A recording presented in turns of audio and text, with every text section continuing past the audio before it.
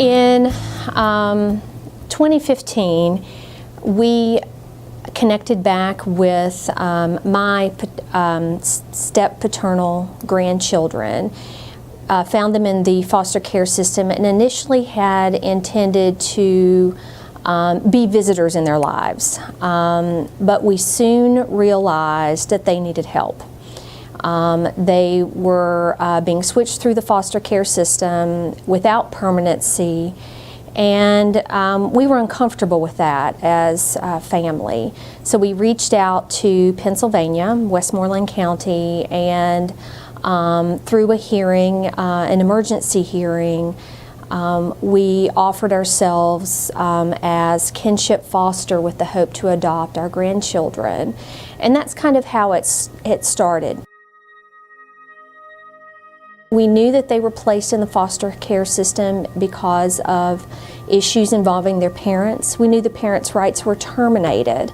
And we knew that because of their history, there was a need for mental and behavioral services to support these children. So we knew in advance that there was a need for extra support, and we knew that they had services in Pennsylvania. They came to us in June of 16, and we didn't know what to expect. Had very little understanding of mental and behavioral health, but we knew we needed help. And one of the first things that we did was we reached out to the school system and NRVCS for some help, and received that right away. From the initial intake, we knew that we had probably made the right decision. So I started seeing Colin after his behaviors in the classroom kind of warranted more daily contact than weekly contact. And he, with his reactive attachment disorder, he didn't really want to know me because it's kind of hard for kiddos like that to really get used to a new person in their life. And so it was a long process of building trust. And so once we started to build the foundation of trust, he started to kind of want me around a little more. He has a heart of gold. The most difficulty that he had was taking directions from adults, really at times when he didn't understand why he needed to do things. And so he would be quiet and calm in the classroom, but he wasn't really doing anything in the classroom. And so when the teacher would kind of ask him to do, his math work, for example, he would kind of melt down and shut down, and it would cause him to cry because he didn't have control over something that he wanted to have control over. And so we kind of had to work through the process of, okay, I know that you want control over this, so this is how we can give you choices, and this is how you can choose what you want to do.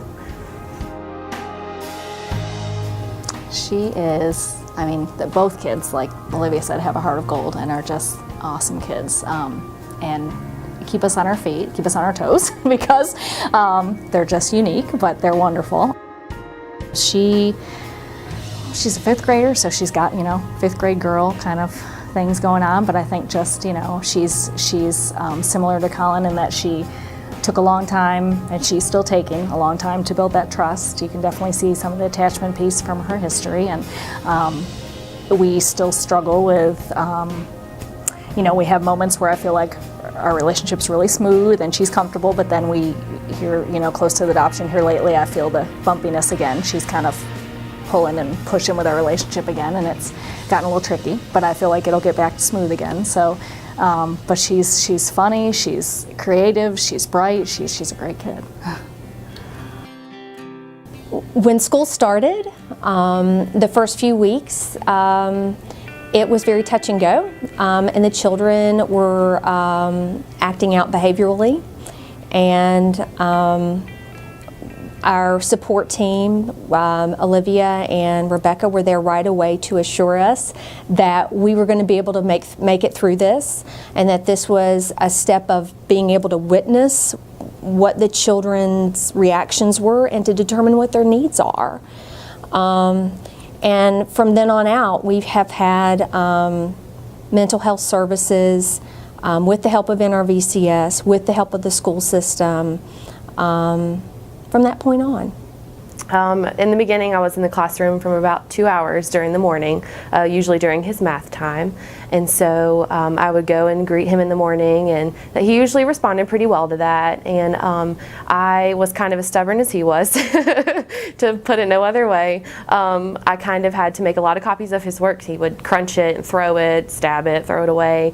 Just didn't want to do it. And so I would make copies and remind him, you can choose 6 out of these 12, and then once you get that done, you can go do whatever you want to do. And so he had some control over what he completed, and not exactly how much, but how quickly he did it. He could do it at his own pace, and then he had a fun reward at the end.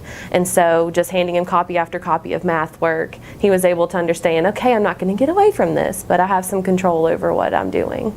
Well, we've been doing twice a week, which is a little more than I do with some of my kids. A lot of them, it's more like weekly, but she seems to need, we do Monday and Friday, you know, beginning and end of the week. She seems to need kind of that check-in and just a little, you know, touching base a couple times a week. Just seems to help for her to have that positive time.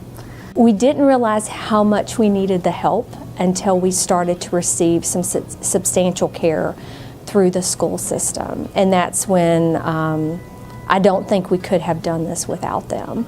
And it's been such a great success story to just watch. I'm so glad that we've been able to be a part of it, because it's so nice. You know, sadly, a lot of, you know, with the kids in the foster care system and stuff, you don't always get to see them finally get that permanency and finally get a great home and be adopted, and it's, you know, it's just a perfect outcome. The children today are 8 and 11, and prior to coming to us, they were in the foster care system for more than 4 years. And then we're excited to announce that on March 8th, we adopted, and we counted the days, and they were in the foster care system 1,944 days.